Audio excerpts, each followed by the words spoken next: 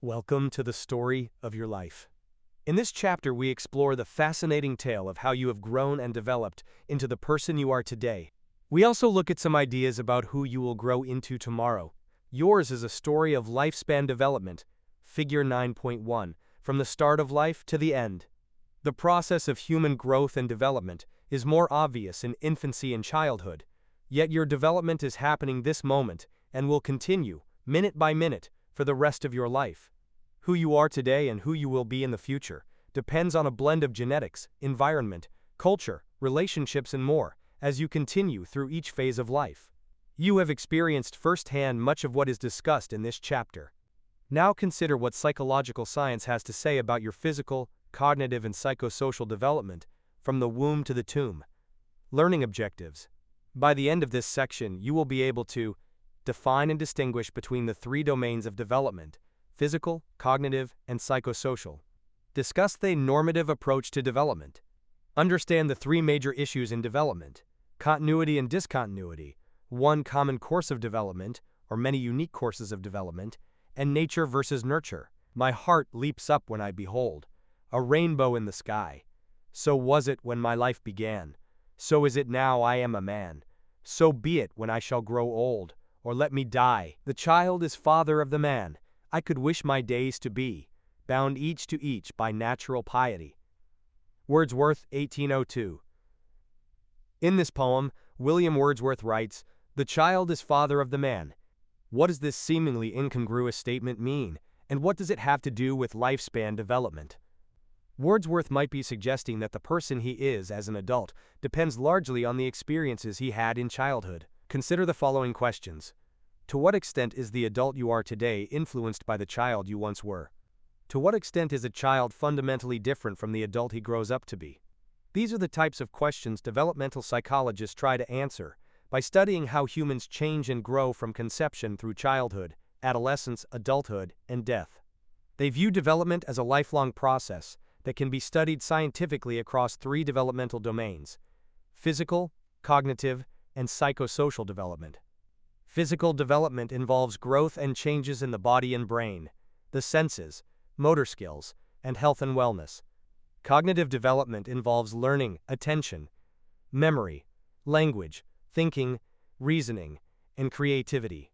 Psychosocial development involves emotions, personality, and social relationships. We refer to these domains throughout the chapter. Connect the concepts.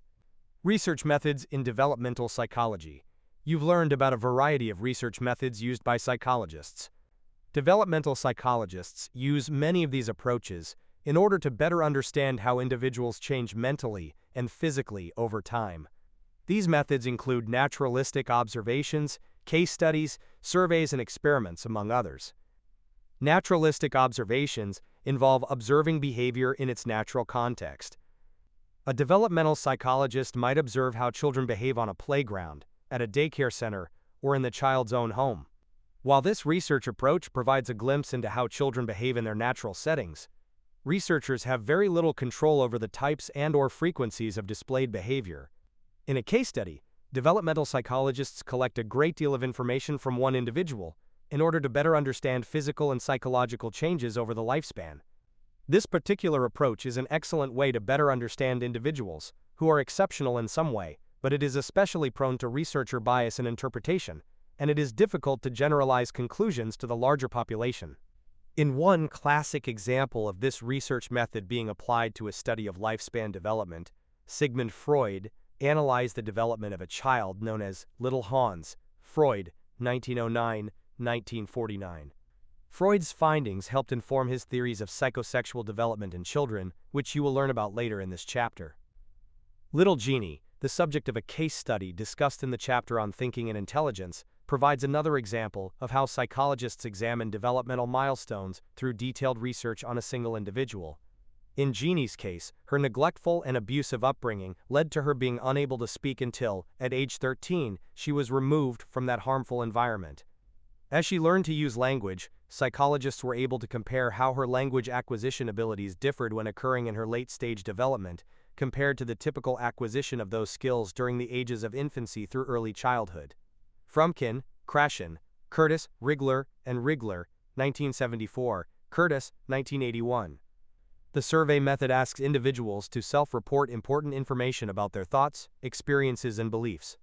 This particular method can provide large amounts of information in relatively short amounts of time. However, validity of data collected in this way relies on honest self-reporting, and the data is relatively shallow when compared to the depth of information collected in a case study. An example of comprehensive survey was the research done by Ruth W. Howard. In 1934, she obtained her doctorate by surveying 229 sets of triplets, the most comprehensive research of triplets completed at the time. This pioneering woman was also the first African-American woman to earn a Ph.D. in psychology. American Psychological Association 2019. Experiments involve significant control over extraneous variables and manipulation of the independent variable. As such, experimental research allows developmental psychologists to make causal statements about certain variables that are important for the developmental process. Because experimental research must occur in a controlled environment, researchers must be cautious about whether behaviors observed in the laboratory translate to an individual's natural environment. Later in this chapter, you will learn about several experiments in which toddlers and young children observe scenes or actions so that researchers can determine at what age specific cognitive abilities develop. For example, children may observe a quantity of liquid poured from a short, fat glass into a tall, skinny glass. As the experimenters question the children about what occurred, the subject's answers help psychologists understand at what age a child begins to comprehend that the volume of liquid remained the same, although the shapes of the containers differ. Across these three domains, physical, cognitive, and psychosocial, the normative approach to development is also discussed. This approach asks, what is normal development?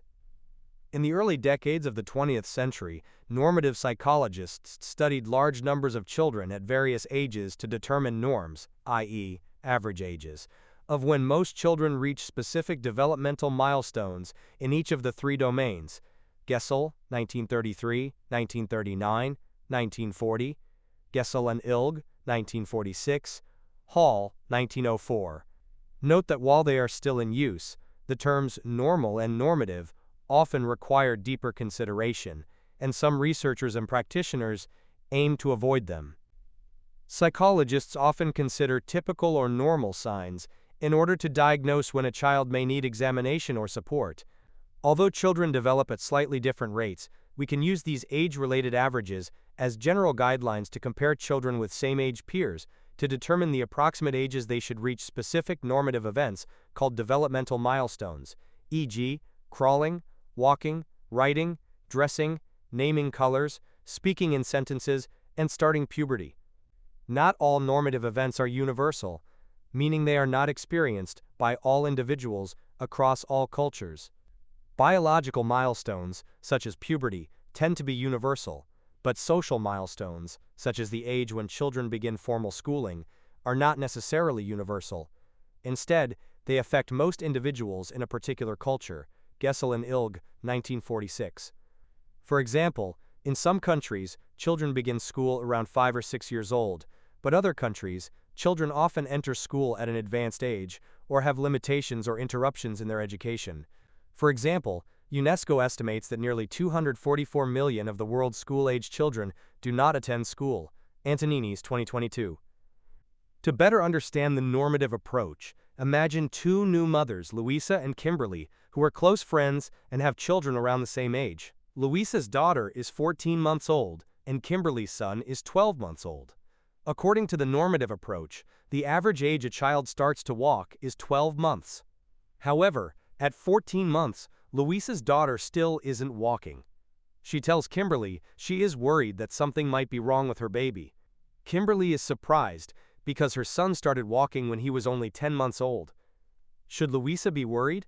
Should she be concerned if her daughter is not walking by 15 months or 18 months? Issues in developmental psychology. There are many different theoretical approaches regarding human development. As we evaluate them in this chapter, recall that developmental psychology focuses on how people change, and keep in mind that all the approaches that we present in this chapter address questions of change. Is the change smooth or uneven, continuous versus discontinuous? Is this pattern of change the same for everyone, or are there many different patterns of change, one course of development versus many courses? How do genetics and environment interact to influence development? Nature versus nurture. Is development continuous or discontinuous? Continuous development views development as a cumulative process, gradually improving on existing skills. Figure 9.2. With this type of development, there is gradual change. Consider, for example, a child's physical growth, adding inches to height year by year.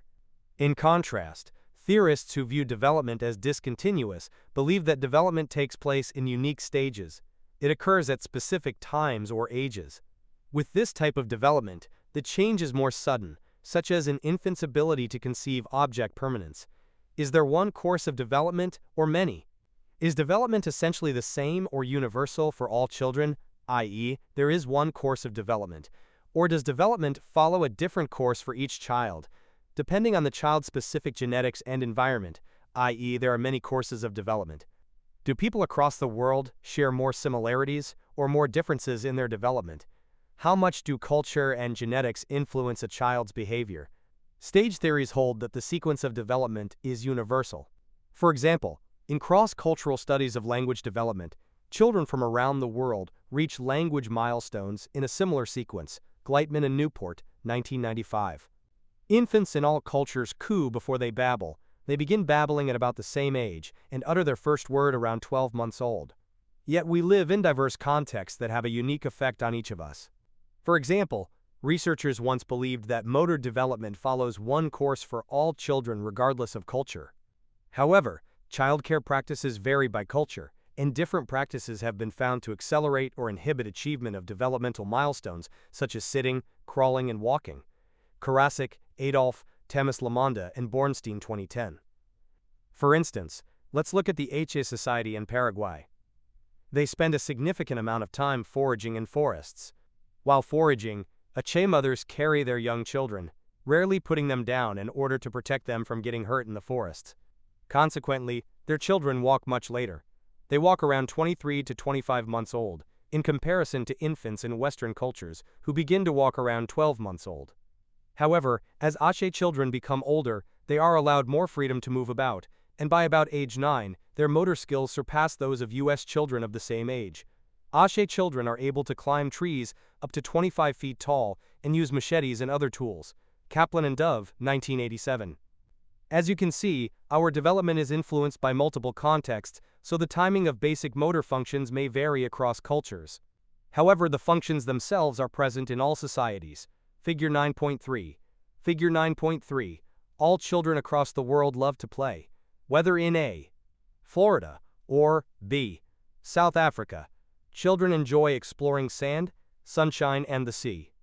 How do nature and nurture influence development? Are we who we are because of nature, biology, and genetics, or are we who we are because of nurture, our environment, and culture? This long-standing question is known in psychology as the nature versus nurture debate. It seeks to understand how our personalities and traits are the product of our genetic makeup and biological factors, and how they are shaped by our environment, including our guardians, peers, and culture. For instance, why do biological children sometimes act like their parents? Is it because of genetics, or because of early childhood environment and what the child has learned from the parents? What about children who are adopted? Are they more like their biological families, or more like their adoptive families? And how can siblings from the same family be so different? We are all born with specific genetic traits inherited from our biological parents, such as eye color, height, and certain personality traits. Beyond our basic genotype, however, there is a deep interaction between our genes and our environment. Our unique experiences in our environment influence whether and how particular traits are expressed, and at the same time, our genes influence how we interact with our environment. Diamond, 2009, Lobo, 2008. This chapter will show that there is a reciprocal interaction between nature and nurture, as they both shape who we become. But the debate continues as to the relative contributions of each. Dig deeper. The achievement gap. How does socioeconomic status affect development? The achievement gap refers to the persistent difference in grades, test scores, and graduation rates that exist among students of different ethnicities, races, and, in certain subjects, genders. Weinerman, 2011. Research suggests that these achievement gaps are strongly influenced by differences in socioeconomic factors that exist among the families of these children. While the researchers acknowledge that programs aimed at reducing such socioeconomic discrepancies would likely aid in equalizing the aptitude and performance of children from different backgrounds, they recognize that such large-scale interventions would be difficult to achieve. Therefore, it is recommended that programs aimed at fostering aptitude and achievement among children with lower socioeconomic status may be the best option for dealing with issues related to academic achievement gaps. Duncan and Magnuson, 2005. Children from low-income households perform significantly more poorly than their middle and high-income peers on a number of educational variables. They have significantly lower standardized test scores, graduation rates, and college entrance rates, and they have much higher school dropout rates. There have been attempts to correct the achievement gap through state and federal legislation, but what if the problems start before the children even enter school? Psychologists Betty Hart and Todd Risley, 2006, spent their careers looking at early language ability and progression of children in various income levels.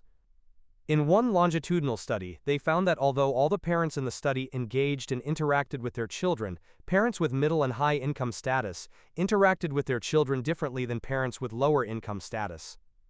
After analyzing 1,300 hours of parent-child interactions, the researchers found that middle and high-income parents talk to their children significantly more, starting when the children are infants.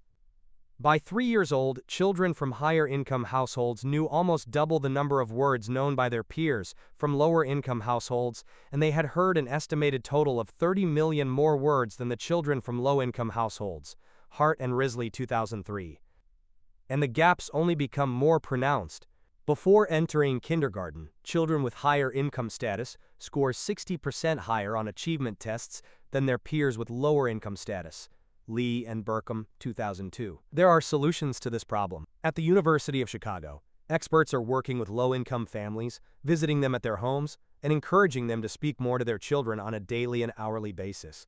Other experts are designing preschools in which students from diverse economic backgrounds are placed in the same classroom. In this research, children with lower socioeconomic status made significant gains in their language development, likely as a result of attending the specialized preschool. Schechter and Baeb, 2007. What other methods or interventions could be used to decrease the achievement gap?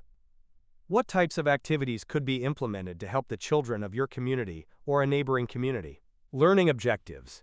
By the end of this section, you will be able to discuss Freud's theory of psychosexual development, describe the major tasks of child and adult psychosocial development according to Erikson, discuss Piaget's view of cognitive development and apply the stages to understanding childhood cognition, describe Kohlberg's theory of moral development, compare and contrast the strengths and weaknesses of major developmental theories. There are many theories regarding how babies and children grow and develop into happy, healthy adults. We explore several of these theories in this section. Psychosexual theory of development. Sigmund Freud, 1856 to 1939, believed that personality develops during early childhood. For Freud, childhood experiences shape our personalities and behavior as adults. Freud viewed development as discontinuous. He believed that each of us must pass through a series of stages during childhood, and that if we lack proper nurturance and parenting during a stage, we may become stuck or fixated in that stage. Freud's stages are called the stages of psychosexual development. According to Freud, children's pleasure-seeking urges are focused on a different area of the body, called an erogenous zone, at each of the 5 stages of development: oral, anal, phallic, latency, and genital. While most of Freud's ideas have not found support in modern research, we cannot discount the contributions that Freud has made to the field of psychology. Psychologists today dispute Freud's psychosexual stages as a legitimate explanation for how one's personality develops, but what we can take away from Freud's theory is that personality is shaped, in some part, by experiences we have in childhood. These stages are discussed in detail in the chapter on personality, psychosocial theory of development. Erik Erikson, 1902–1994, Figure 9.4, another stage theorist, took Freud's theory and modified it as psychosocial theory. Erikson's psychosocial development theory emphasizes the social nature of our development rather than its sexual nature. While Freud believed that personality is shaped only in childhood, Erikson proposed that personality development takes place all through the lifespan. Erikson suggested that how we interact with others is what affects our sense of self, or what he called the ego identity. Figure 9.4. Erik Erikson proposed the psychosocial theory of development. In each stage of Erikson's theory, there is a psychosocial task that we must master in order to feel a sense of competence. Erikson proposed that we are motivated by a need to achieve competence in certain areas of our lives. According to psychosocial theory, we experience 8 stages of development over our lifespan, from infancy through late adulthood. At each stage there is a conflict, or task, that we need to resolve. Successful completion of each developmental task results in a sense of competence and a healthy personality. Failure to master these tasks leads to feelings of inadequacy. According to Erikson, 1963, trust is the basis of our development during infancy, birth to 12 months. Therefore, the primary task of this stage is trust versus mistrust. Infants are dependent upon their caregivers, so caregivers who are responsive and sensitive to their infant's needs help their baby to develop a sense of trust. Their baby will see the world as a safe, predictable place. Unresponsive caregivers who do not meet their baby's needs can engender feelings of anxiety, fear, and mistrust. Their baby may see the world as unpredictable. As toddlers, ages 1 to 3 years, begin to explore their world, they learn that they can control their actions and act on the environment to get results. They begin to show clear preferences for certain elements of the environment, such as food, toys, and clothing. A toddler's main task is to resolve the issue of autonomy versus shame and doubt by working to establish independence. This is the me-do-it stage. For example, we might observe a budding sense of autonomy in a 2-year-old child who wants to choose her clothes and dress herself. Although her outfits might not be appropriate for the situation, her input in such basic decisions has an effect on her sense of independence. If denied the opportunity to act on her environment, she may begin to doubt her abilities, which could lead to low self-esteem and feelings of shame. Once children reach the preschool stage, ages 3 to 6 years, they are capable of initiating activities and asserting control over their world through social interactions and play. According to Erikson, preschool children must resolve the task of initiative versus guilt. By learning to plan and achieve goals while interacting with others, preschool children can master this task. Those who do will develop self-confidence and feel a sense of purpose. Those who are unsuccessful at this stage, with their initiative misfiring or stifled, may develop feelings of guilt. How might over-controlling parents stifle a child's initiative? During the elementary school stage, ages 7 to 11, children face the task of industry versus inferiority. Children begin to compare themselves to their peers to see how they measure up. They either develop a sense of pride and accomplishment in their schoolwork, sports, social activities, and family life, or they feel inferior and inadequate when they don't measure up. What are some things parents and teachers can do to help children develop a sense of competence and a belief in themselves and their abilities? In adolescence, ages 12 to 18, children face the task of identity versus role confusion. According to Erikson, an adolescent's main task is developing a sense of self. Adolescents struggle with questions such as, who am I, and what do I want to do with my life? Along the way, most adolescents try on many different selves to see which ones fit. Adolescents who are successful at this stage have a strong sense of identity and are able to remain true to their beliefs and values in the face of problems and other people's perspectives. What happens to apathetic adolescents who do not make a conscious search for identity, or those who are pressured to conform to their parents' ideas for the future? These teens will have a weak sense of self and experience role confusion. They are unsure of their identity and confused about the future. People in early adulthood, ages 19 to 29, are concerned with intimacy versus isolation. After we have developed a sense of self in adolescence, we are ready to share our life with others. Erikson said that we must have a strong sense of self before developing intimate relationships with others. Adults who do not develop a positive self-concept in adolescence may experience feelings of loneliness and emotional isolation. When people reach 30, they enter the time known as middle adulthood, which extends to age 64. The social task of middle adulthood is generativity versus stagnation.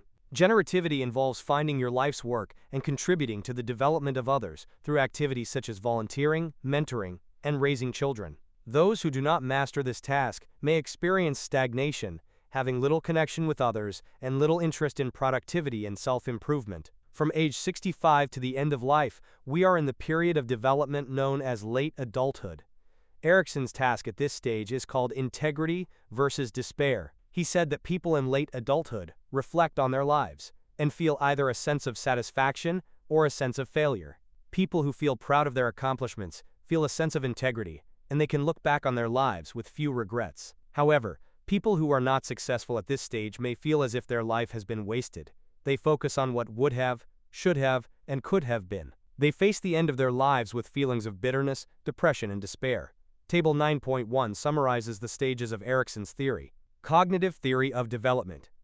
Jean Piaget, 1896 to 1980, is another stage theorist who studied childhood development, figure 9.5. Instead of approaching development from a psychoanalytical or psychosocial perspective, Piaget focused on children's cognitive growth. He believed that thinking is a central aspect of development, and that children are naturally inquisitive. However, he said that children do not think and reason like adults. Piaget, 1930-1932. His theory of cognitive development holds that our cognitive abilities develop through specific stages, which exemplifies the discontinuity approach to development. As we progress to a new stage, there is a distinct shift in how we think and reason. Figure 9.5. Jean Piaget spent over 50 years studying children and how their minds develop. Piaget said that children develop schemata to help them understand the world. Schemata are concepts, mental models, that are used to help us categorize and interpret information. By the time children have reached adulthood, they have created schemata for almost everything. When children learn new information, they adjust their schemata through two processes: assimilation and accommodation.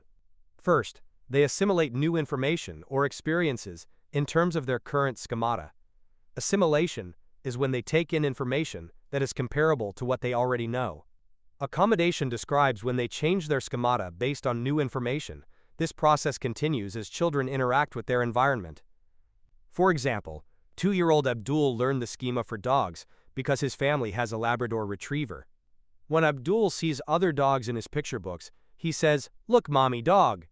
Thus, he has assimilated them into his schema for dogs. One day, Abdul sees a sheep for the first time and says, "Look, mommy, dog." Having a basic schema that a dog is an animal with 4 legs and fur, Abdul thinks all furry, 4-legged creatures are dogs. When Abdul's mom tells him that the animal he sees is a sheep, not a dog, Abdul must accommodate his schema for dogs to include more information based on his new experiences. Abdul's schema for dog was too broad, since not all furry, 4-legged creatures are dogs. He now modifies his schema for dogs and forms a new one for sheep. Like Freud and Erikson, Piaget thought development unfolds in a series of stages approximately associated with age ranges. He proposed a theory of cognitive development that unfolds in 4 stages: sensoromotor, pre-operational, concrete operational, and formal operational, table 9.2. The first stage is the sensorimotor stage, which lasts from birth to about 2 years old. During this stage, children learn about the world through their senses and motor behavior. Young children put objects in their mouths to see if the items are edible, and once they can grasp objects, they may shake or bang them to see if they make sounds. Between 5 and 8 months old, the child develops object permanence, which is the understanding that even if something is out of sight, it still exists. Bogarts, Shinsky, and Schilling, 2000. According to Piaget, young infants do not remember an object after it has been removed from sight. Piaget studied infants' reactions when a toy was first shown to an infant and then hidden under a blanket. Infants who had already developed object permanence would reach for the hidden toy, indicating that they knew it still existed, whereas infants who had not developed object permanence would appear confused. In Piaget's view, around the same time children develop object permanence, they also begin to exhibit stranger anxiety, which is a fear of unfamiliar people. Babies may demonstrate this by crying and turning away from a stranger, by clinging to a caregiver, or by attempting to reach their arms toward familiar faces such as parents. Stranger anxiety results when a child is unable to assimilate the stranger into an existing schema. Therefore, she can't predict what her experience with that stranger will be like, which results in a fear response. Piaget's second stage is the preoperational stage, which is from approximately 2 to 7 years old. In this stage, children can use symbols to represent words, images, and ideas, which is why children in this stage engage in pretend play. A child's arms might become airplane wings as they zoom around the room, or a child with a stick might become a brave knight with a sword. Children also begin to use language in the preoperational stage, but they cannot understand adult logic or mentally manipulate information. The term operational refers to logical manipulation of information, so children at this stage are considered to be pre-operational. Children's logic is based on their own personal knowledge of the world so far, rather than on conventional knowledge. For example, Dad gave a slice of pizza to 10-year-old Keiko and another slice to her 3-year-old brother Kenny. Kenny's pizza slice was cut into 5 pieces, so Kenny told his sister that he got more pizza than she did. Children in this stage cannot perform mental operations because they have not developed an understanding of conservation, which is the idea that even if you change the appearance of something, it is still equal in size as long as nothing has been removed or added. During this stage, we also expect children to display egocentrism, which means that the child is not able to take the perspective of others. A child at this stage thinks that everyone sees, thinks, and feels just as they do. Let's look at Kenny and Keiko again. Keiko's birthday is coming up, so their mom takes Kenny to the toy store to choose a present for his sister. He selects an Iron Man action figure for her, thinking that if he likes the toy, his sister will too. An egocentric child is not able to infer the perspective of other people, and instead attributes his own perspective. Piaget's third stage is the concrete operational stage, which occurs from about 7 to 11 years old. In this stage, children can think logically about real, concrete events. They have a firm grasp on the use of numbers and start to employ memory strategies. They can perform mathematical operations and understand transformations, such as addition is the opposite of subtraction, and multiplication is the opposite of division. In this stage, children also master the concept of conservation. Even if something changes shape, its mass, volume, and number stay the same. For example, if you pour water from a tall, thin glass to a short, fat glass, you still have the same amount of water. Remember Keiko and Kenny and the pizza? How did Keiko know that Kenny was wrong when he said that he had more pizza? Children in the concrete operational stage also understand the principle of reversibility, which means that objects can be changed and then returned back to their original form or condition. Take, for example, water that you poured into the short, fat glass. You can pour water from the fat glass back to the thin glass and still have the same amount, minus a couple of drops. The fourth and last stage in Piaget's theory is the formal operational stage, which is from about age 11 to adulthood. Whereas children in the concrete operational stage are able to think logically only about concrete events, children in the formal operational stage can also deal with abstract ideas and hypothetical situations. Children in this stage can use abstract thinking to problem solve, look at alternative solutions, and test these solutions. In adolescence, a renewed egocentrism occurs.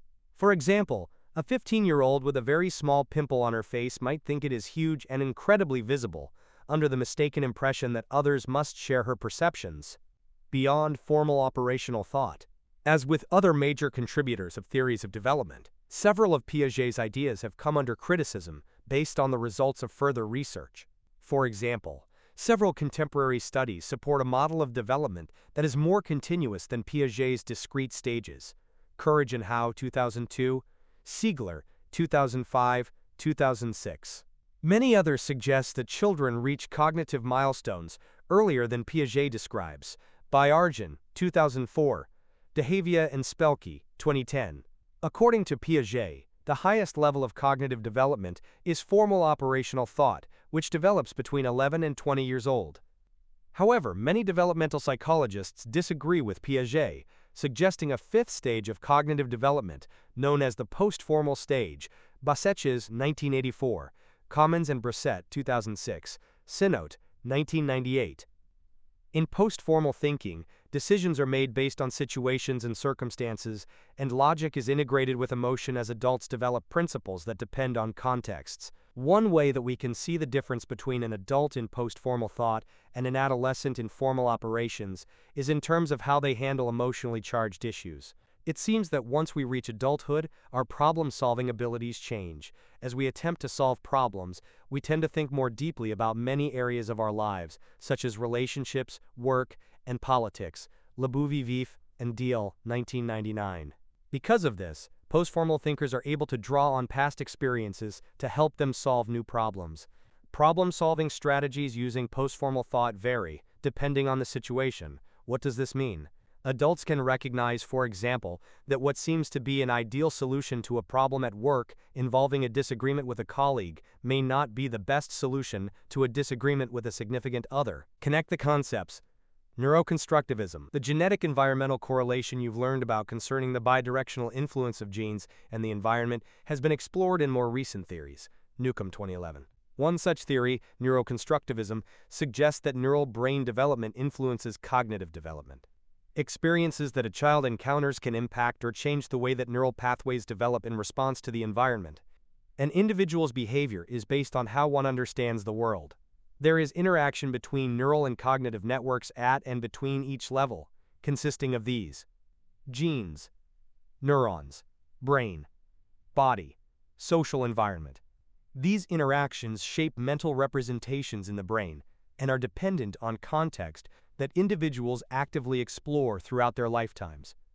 Westerman, Marischal, Johnson, Sirois, Spratling, and Thomas, 2007. An example of this would be a child who may be genetically predisposed to a difficult temperament. They may have parents who provide a social environment in which they are encouraged to express themselves in an optimal manner. The child's brain would form neural connections enhanced by that environment, thus influencing the brain. The brain gives information to the body about how it will experience the environment. Thus, neural and cognitive networks work together to influence genes, i.e., attenuating temperament, body, i.e., may be less prone to high blood pressure, and social environment, i.e., may seek people who are similar to them.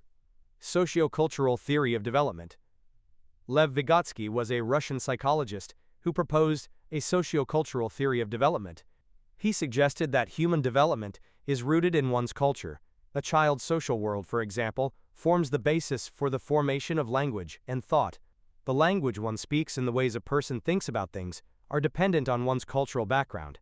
Vygotsky also considered historical influences as key to one's development. He was interested in the process of development and the individual's interactions with their environment. John Steiner and Mann, 1996. Moral theory of development. A major task beginning in childhood and continuing into adolescence is discerning right from wrong. Psychologist Lawrence Kohlberg, 1927 to 1987, extended upon the foundation that Piaget built regarding cognitive development. Kohlberg believed that moral development, like cognitive development, follows a series of stages. To develop this theory, Kohlberg posed moral dilemmas to people of all ages, and then he analyzed their answers to find evidence of their particular stage of moral development. Before reading about the stages, take a minute to consider how you would answer one of Kohlberg's best-known moral dilemmas, commonly known as the Heinz dilemma. In Europe, a woman was near death from a special kind of cancer. There was one drug that the doctors thought might save her. It was a form of radium that a druggist in the same town had recently discovered. The drug was expensive to make, but the druggist was charging 10 times what the drug cost him to make. He paid $200 for the radium and charged $2,000 for a small dose of the drug. The sick woman's husband, Heinz, went to everyone he knew to borrow the money, but he could only get together about $1,000, which is half of what it cost. He told the druggist that his wife was dying and asked him to sell it cheaper or let him pay later. But the druggist said, "No, I discovered the drug and I'm going to make money from it." So Heinz got desperate and broke into the man's store to steal the drug for his wife. Should the husband have done that? Kohlberg, 1969, page 379. How would you answer this dilemma? Kohlberg was not interested in whether you answer yes or no to the dilemma. Instead, he was interested in the reasoning behind your answer. After presenting people with this and various other moral dilemmas, Kohlberg reviewed people's responses and placed them in different stages of moral reasoning. Figure 9.6.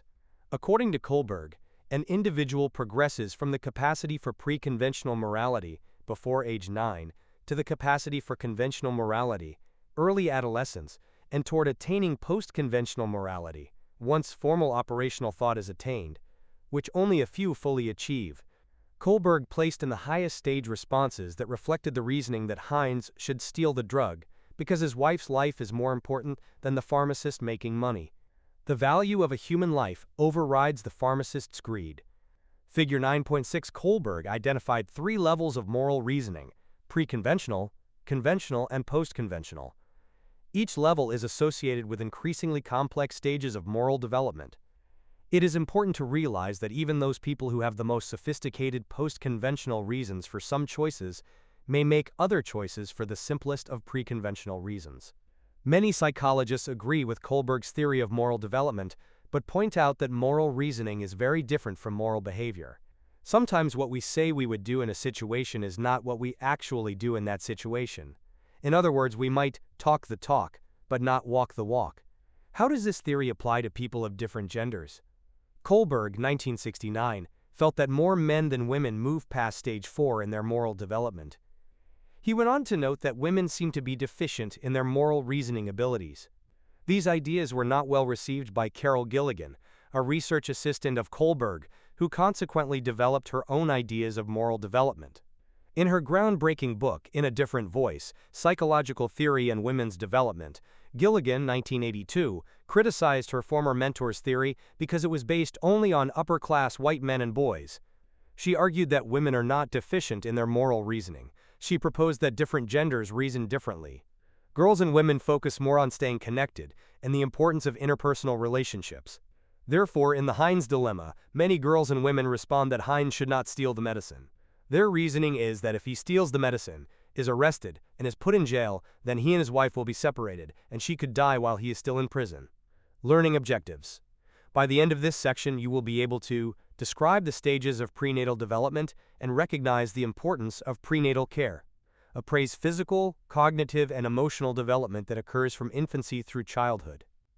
Compare and contrast physical, cognitive, and emotional development that occurs during adolescence. Examine physical, cognitive, and emotional development that occurs in adulthood. From the moment we are born until the moment we die, we continue to develop. As discussed at the beginning of this chapter, developmental psychologists often divide our development into 3 areas: physical development, cognitive development, and psychosocial development. Mirroring Erikson's stages, lifespan development is divided into different stages that are based on age. We will discuss prenatal, infant, child, adolescent, and adult development. Prenatal development. How did you come to be who you are? From beginning as a one-cell structure to your birth, your prenatal development occurred in an orderly and delicate sequence. There are 3 stages of prenatal development: germinal, embryonic, and fetal. Let's take a look at what happens to the developing baby in each of these stages. Germinal stage, weeks 1 to 2. In the discussion of biopsychology earlier in the book, you learned about genetics and DNA. DNA is passed on to the child at the moment of conception. Conception occurs when sperm fertilizes an egg and forms a zygote, figure 9.7. A zygote begins as a one-cell structure that is created when a sperm and egg merge. The genetic makeup and sex of the zygote are set at this point. During the first week after conception, the zygote divides and multiplies, going from a one-cell structure to 2 cells, then 4 cells, then 8 cells, and so on. This process of cell division is called mitosis. Mitosis is a fragile process, and fewer than 1/2 of all zygotes survive beyond the first 2 weeks. Hall, 2004. After 5 days of mitosis, there are 100 cells, and after 9 months there are billions of cells. As the cells divide, they become more specialized, forming different organs and body parts. In the germinal stage, the mass of cells has yet to attach itself to the lining of the uterus. Once it does, the next stage begins. Figure 9.7, sperm and ovum fuse at the point of conception, embryonic stage, weeks 3 to 8. After the zygote divides for about 7 to 10 days and has 150 cells, it travels down the fallopian tubes and implants itself in the lining of the uterus. Upon implantation, this multicellular organism is called an embryo. Now blood vessels grow, forming the placenta. The placenta is a structure connected to the uterus that provides nourishment and oxygen to the developing embryo via the umbilical cord. Basic structures of the embryo start to develop into areas that will become the head, chest, and abdomen. During the embryonic stage, the heart begins to beat and organs form and begin to function. The neural tube forms along the back of the embryo, developing into the spinal cord and brain. Fetal stage, weeks 9 to 40. When the organism is about 9 weeks old, the embryo is called a fetus. At this stage, the fetus is about the size of a kidney bean and begins to take on the recognizable form of a human being as the tail begins to disappear. From 9 to 12 weeks, the sex organs begin to differentiate. At about 16 weeks, the fetus is approximately 4.5 inches long. Fingers and toes are fully developed, and fingerprints are visible. By the time the fetus reaches the 6th month of development, 24 weeks, it weighs up to 1.4 pounds. Hearing has developed, so the fetus can respond to sounds. The internal organs, such as the lungs, heart, stomach, and intestines, have formed enough that a fetus born prematurely at this point has a chance to survive outside of the womb. Throughout the fetal stage, the brain continues to grow and develop, nearly doubling in size from weeks 16 to 28. Around 36 weeks, the fetus is almost ready for birth. It weighs about 6 pounds and is about 18.5 inches long, and by week 37, all of the fetus's organ systems are developed enough that it could survive outside the uterus without many of the risks associated with premature birth. The fetus continues to gain weight and grow in length until approximately 40 weeks. By then, the fetus has very little room to move around, and birth becomes imminent. The progression through the stages is shown in Figure 9.8. Prenatal influences. During each prenatal stage, genetic and environmental factors can affect development. The developing fetus is completely dependent on the person carrying it. Routine prenatal care, which is medical care during pregnancy that monitors the health of both the pregnant person and the fetus, Figure 9.9, is important because it can reduce the risk of complications during pregnancy, NIH 2013. In fact, people who are trying to become pregnant or who may become pregnant should discuss pregnancy planning with their doctor. They may be advised, for example, to take a vitamin containing folic acid, which helps prevent certain birth defects, or to monitor aspects of their diet or exercise routines. People can face health risks without prenatal care, which is not provided equitably across populations or locations. Baxon Scrimshaw, 2020. Figure 9.9. A pregnant person receives an ultrasound as part of their prenatal care. Recall that when the zygote attaches to the wall of the uterus, the placenta is formed. The placenta provides nourishment and oxygen to the fetus. Most everything a pregnant person ingests, including food, liquid, and even medication, travels through the placenta to the fetus, hence the common phrase, eating for two. Everything in the environment affects the fetus. If they are exposed to something harmful, the child can show lifelong effects. A teratogen is any environmental agent, biological, chemical, or physical, that causes damage to the developing embryo or fetus.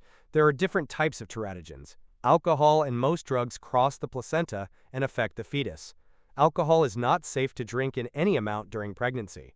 Alcohol use during pregnancy has been found to be the leading preventable cause of intellectual disabilities in children in the United States.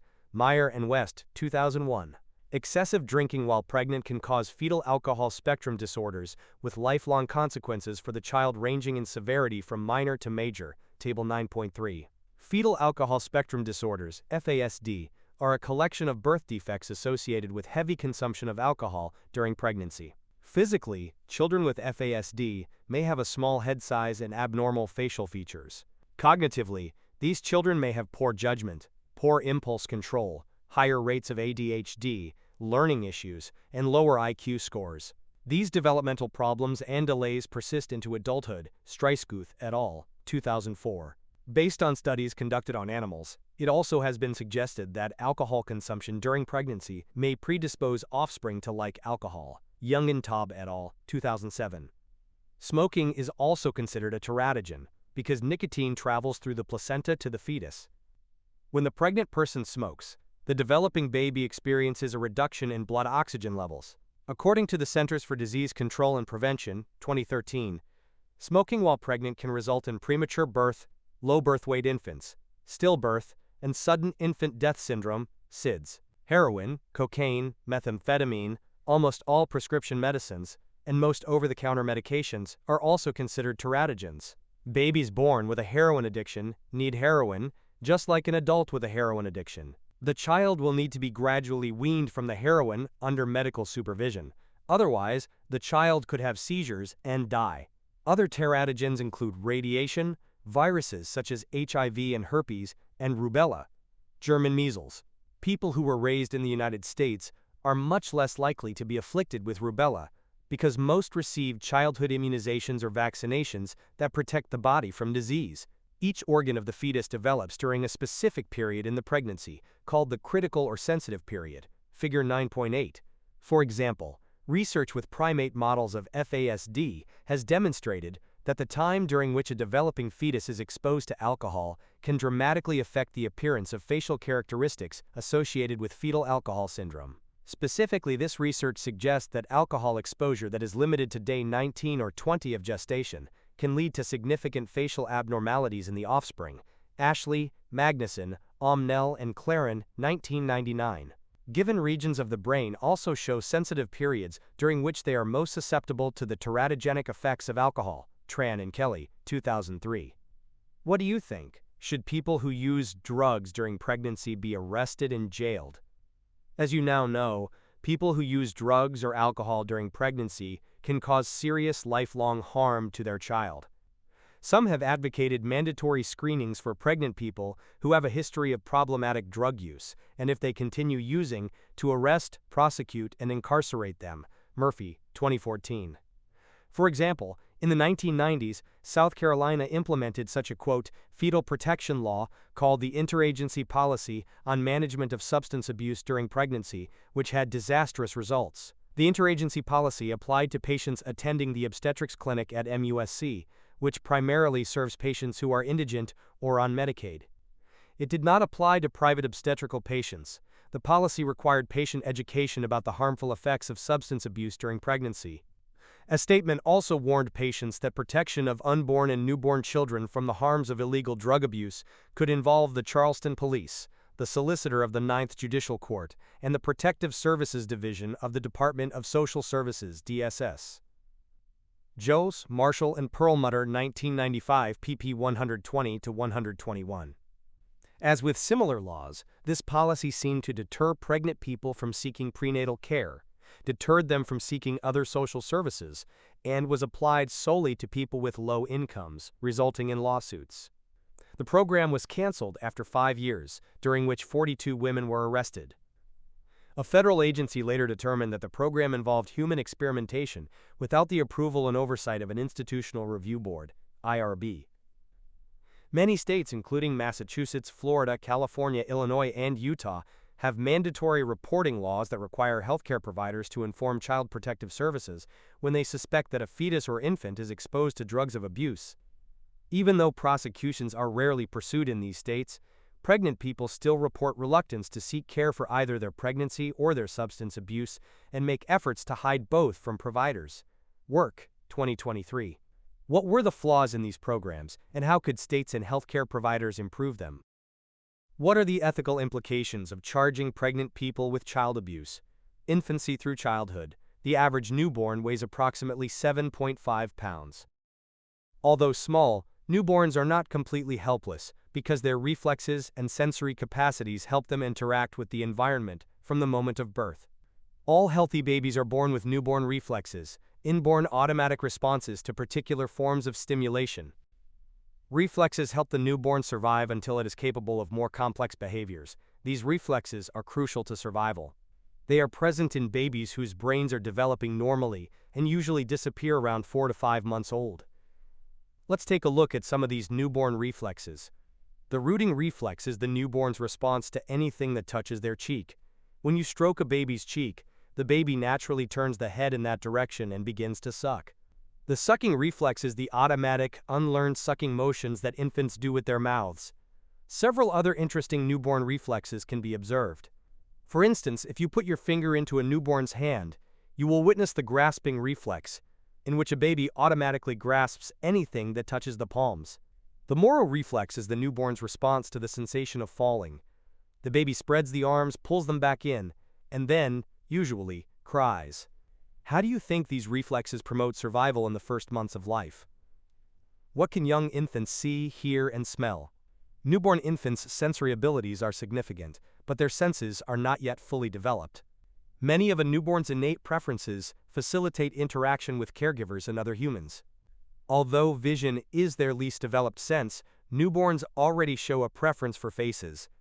Babies who are just a few days old also prefer human voices. They will listen to voices longer than sounds that do not involve speech, Voulimanos and Vorker, 2004, and they seem to prefer their mother's voice over a stranger's voice, Mills and Melhush, 1974. In an interesting experiment, 3-week-old babies were given pacifiers that played a recording of the infant's mother's voice and of a stranger's voice. When the infants heard their mother's voice, they sucked more strongly at the pacifier. Mills and Melhush, 1974. Newborns also have a strong sense of smell. For instance, newborn babies can distinguish the smell of their own mother from that of others. In a study by McFarlane, 1978, 1-week-old babies who were being breastfed were placed between two gauze pads. One gauze pad was from the bra of a nursing mother who was a stranger, and the other gauze pad was from the bra of the infant's own mother. More than 2/3 of the week-old babies turned toward the gauze pad with their mother's scent. Physical development. In infancy, toddlerhood, and early childhood, the body's physical development is rapid. Figure 9.10. On average, newborns weigh between 5 and 10 pounds, and a newborn's weight typically doubles in 6 months and triples in 1 year. By 2 years old, the weight will have quadrupled, so we can expect that a 2-year-old should weigh between 20 and 40 pounds. The average length of a newborn is 19.5 inches, increasing to 29.5 inches by 12 months, and 34.4 inches by 2 years old. WHO Multicenter Growth Reference Study Group, 2006. Figure 9.10. Children experience rapid physical changes through infancy and early childhood. During infancy and childhood, growth does not occur at a steady rate. Carell, Lalou, Roger, and Chassain, 2004. Growth slows between 4 and 6 years old. During this time, children gain 5 to 7 pounds and grow about 2 to 3 inches per year. Once females reach 8 to 9 years old, their growth rate outpaces that of males due to a pubertal growth spurt. This growth spurt continues until around 12 years old, coinciding with the start of the menstrual cycle. By 10 years old, the average female weighs 88 pounds, and the average male weighs 85 pounds. It was previously believed that we are born with all of the brain cells we will ever have. More recent research suggests that neurogenesis, the formation of neurons, can continue through adulthood. However, the vast majority of neural connections and pathways occur during the first few years of a child's life. National Institute of Neurological Disorders and Stroke, 2019. This period of rapid neural growth is called blooming.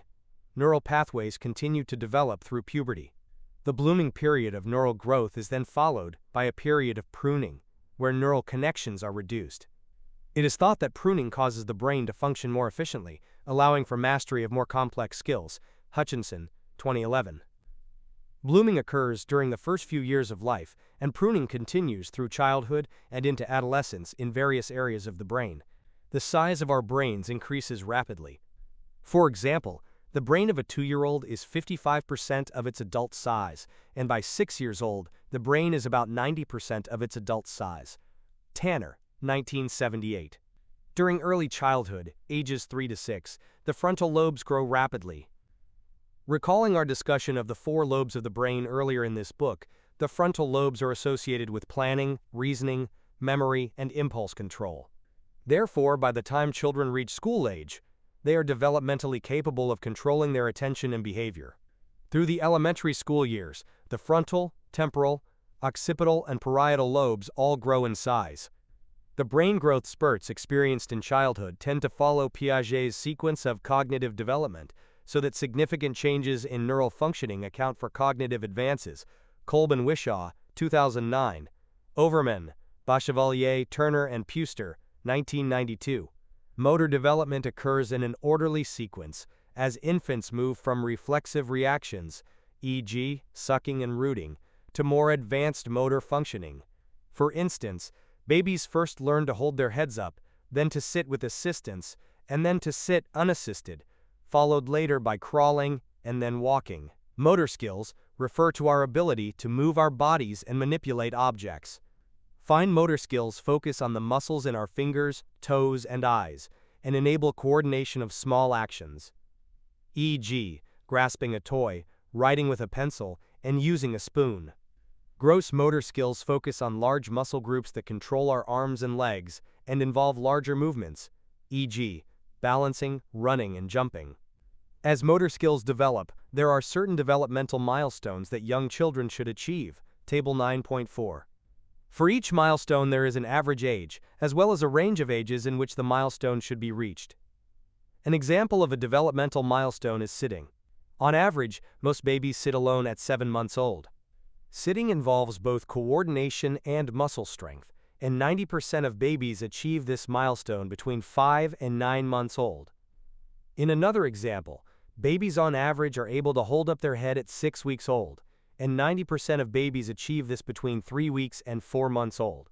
If a baby is not holding up their head by 4 months old, they are showing a delay. If a child is displaying delays on several milestones, that is reason for concern, and the parent or caregiver should discuss this with the child's pediatrician. Some developmental delays can be identified and addressed through early intervention. Cognitive development. In addition to rapid physical growth, young children also exhibit significant development of their cognitive abilities. Piaget thought that children's ability to understand objects, such as learning that a rattle makes a noise when shaken, was a cognitive skill that develops slowly as a child matures and interacts with the environment. Today, developmental psychologists think Piaget was incorrect.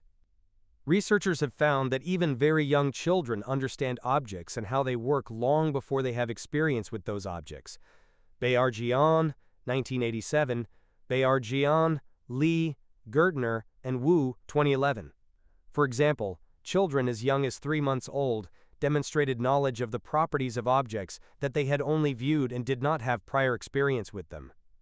In one study, 3-month-old infants were shown a truck rolling down a track and behind a screen. The box, which appeared solid but was actually hollow, was placed next to the track. The truck rolled past the box as would be expected. Then the box was placed on the track to block the path of the truck. When the truck was rolled down the track this time, it continued unimpeded. The infants spent significantly more time looking at this impossible event. Figure 9.11. Baillargeon, 1987, concluded that they knew solid objects cannot pass through each other. Baillargeon's findings suggest that very young children have an understanding of objects and how they work, which Piaget, 1954, would have said is beyond their cognitive abilities due to their limited experiences in the world.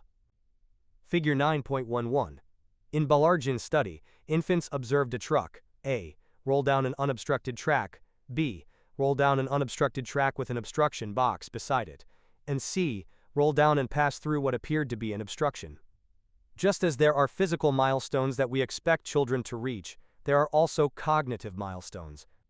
It is helpful to be aware of these milestones, as children gain new abilities to think, problem solve, and communicate. For example, infants shake their head no around 6 to 9 months, and they respond to verbal requests to do things like wave bye-bye or blow a kiss around 9 to 12 months. Remember Piaget's ideas about object permanence? We can expect children to grasp the concept that objects continue to exist even when they are not in sight by around 8 months old. Because toddlers, i.e., 12 to 24 months old, have mastered object permanence, they enjoy games like hide and seek, and they realize that when someone leaves the room, they will come back. Loop, 2013. Toddlers also point to pictures in books and look in appropriate places when you ask them to find objects. Preschool-age children, i.e., 3 to 5 years old, also make steady progress in cognitive development.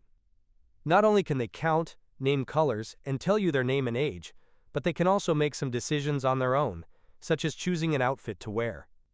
Preschool-age children understand basic time concepts and sequencing, e.g., before and after, and they can predict what will happen next in a story.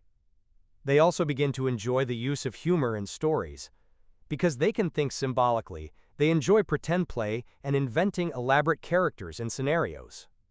One of the most common examples of their cognitive growth is their blossoming curiosity. Preschool-age children love to ask why. An important cognitive change occurs in children this age. Recall that Piaget described 2 to 3-year-olds as egocentric, meaning that they do not have an awareness of others' points of view. Between 3 and 5 years old, children come to understand that people have thoughts, feelings, and beliefs that are different from their own. This is known as theory of mind, TOM. Children can use this skill to tease others, persuade their parents to purchase a candy bar, or understand why a sibling might be angry. When children develop TOM, they can recognize that others have false beliefs. Dennett, 1987, Callahan et al., 2005. Cognitive skills continue to expand in middle and late childhood, 6 to 11 years old. Thought processes become more logical and organized when dealing with concrete information. Figure 9.12. Children at this age understand concepts such as the past, present, and future, giving them the ability to plan and work toward goals. Additionally, they can process complex ideas, such as addition and subtraction, and cause and effect relationships. However, children's attention spans tend to be very limited until they are around 11 years old. After that point, it begins to improve through adulthood. Figure 9.12. Because they understand luck and fairness, children in middle and late childhood, 6 to 11 years old, are able to follow rules for games. Credit: Edwin Martinez. One well-researched aspect of cognitive development is language acquisition. As mentioned earlier, the order in which children learn language structures is consistent across children and cultures. Hatch, 1983. You've also learned that some psychological researchers have proposed that children possess a biological predisposition for language acquisition. Starting before birth, babies begin to develop language and communication skills. At birth, babies apparently recognize their mother's voice and can discriminate between the languages spoken by their mothers and foreign languages, and they show preferences for faces that are moving in synchrony with audible language. Blossom and Morgan, 2006. Pickens, 1994. Spelkin, Cortelyou, 1981. Children communicate information through gesturing long before they speak, and there is some evidence that gesture usage predicts subsequent language development. Iverson and Golden Meadow, 2005. In terms of producing spoken language, babies begin to coo almost immediately. Cooing is a one-syllable combination of a consonant and a vowel sound, e.g., coo or ba. Interestingly, babies replicate sounds from their own languages. A baby whose parents speak French will coo in a different tone than a baby whose parents speak Spanish or Urdu. After cooing, the baby starts to babble. Babbling begins with repeating a syllable, such as mama, dada, or baba. When babies are about 12 months old, we expect them to say their first word for meaning, and to start combining words for meaning at about 18 months. At about 2 years old, a toddler uses between 50 and 200 words. By 3 years old, they have a vocabulary of up to 1,000 words and can speak in sentences. During the early childhood years, children's vocabulary increases at a rapid pace. This is sometimes referred to as the vocabulary spurt, and has been claimed to involve an expansion in vocabulary at a rate of 10 to 20 new words per week. Recent research may indicate that while some children experience these spurts, it is far from universal, as discussed in Ganger and Brent, 2004. It has been estimated that 5-year-olds understand about 6,000 words, speak 2,000 words, and can define words and question their meanings. They can rhyme and name the days of the week. 7-year-olds speak fluently and use slang and cliches. Stork and Widdowson, 1974. What accounts for such dramatic language learning by children? Behaviorist B.F. Skinner thought that we learn language in response to reinforcement or feedback, such as through parental approval or through being understood. For example, when a 2-year-old child asks for juice, he might say "me juice," to which his mother might respond by giving him a cup of apple juice. Noam Chomsky, 1957, criticized Skinner's theory and proposed that we are all born with an innate capacity to learn language. Chomsky called this mechanism a language acquisition device, LAD. Who is correct? Both Chomsky and Skinner are right. Remember that we are a product of both nature and nurture. Researchers now believe that language acquisition is partially inborn and partially learned through our interactions with our linguistic environment. Gleitman and Newport, 1995. Stork and Widdowson, 1974. Attachment. Psychosocial development occurs as children form relationships, interact with others, and understand and manage their feelings. In social and emotional development, forming healthy attachments is very important and is the major social milestone of infancy. Attachment is a long-standing connection or bond with others. Developmental psychologists are interested in how infants reach this milestone. They ask such questions as, how do parent and infant attachment bonds form? How does neglect affect these bonds? What accounts for children's attachment differences? Researchers Harry Harlow, John Bowlby, and Mary Ainsworth conducted studies designed to answer these questions. In the 1950s, Harlow conducted a series of experiments on monkeys. He separated newborn monkeys from their mothers. Each monkey was presented with 2 surrogate mothers. One surrogate monkey was made out of wire mesh, and she could dispense milk. The other monkey was softer and made from cloth. This monkey did not dispense milk. Research shows that the monkeys preferred the soft, cuddly cloth monkey, even though she did not provide any nourishment. The baby monkeys spent their time clinging to the cloth monkey and only went to the wire monkey when they needed to be fed. Prior to this study, the medical and scientific communities generally thought that babies become attached to the people who provide their nourishment. However, Harlow, 1958, concluded that there was more to the mother-child bond than nourishment. Feelings of comfort and security are the critical components to maternal-infant bonding, which leads to healthy psychosocial development. Building on the work of Harlow and others, John Bowlby developed the concept of attachment theory. He defined attachment as the affectional bond or tie that an infant forms with the mother, Bowlby, 1969. An infant must form this bond with a primary caregiver in order to have normal social and emotional development. In addition, Bowlby proposed that this attachment bond is very powerful and continues throughout life. He used the concept of secure base to define a healthy attachment between parent and child, 1988. A secure base is a parental presence that gives the child a sense of safety as he explores his surroundings. Bowlby said that two things are needed for a healthy attachment. The caregiver must be responsive to the child's physical, social, and emotional needs, and the caregiver and child must engage in mutually enjoyable interactions. Bowlby, 1969. Figure 9.13. Figure 9.13. Mutually enjoyable interactions promote the parent-infant bond. While Bowlby thought attachment was an all-or-nothing process, Mary Ainsworth's 1970 research showed otherwise. Ainsworth wanted to know if children differ in the ways they bond, and if so, why. To find the answers, she used the strange situation procedure to study attachment between mothers and their infants, 1970. In the strange situation, the mother, or primary caregiver, and the infant, aged 12 to 18 months, are placed in a room together. There are toys in the room, and the caregiver and child spend some time alone in the room. After the child has had time to explore her surroundings, a stranger enters the room.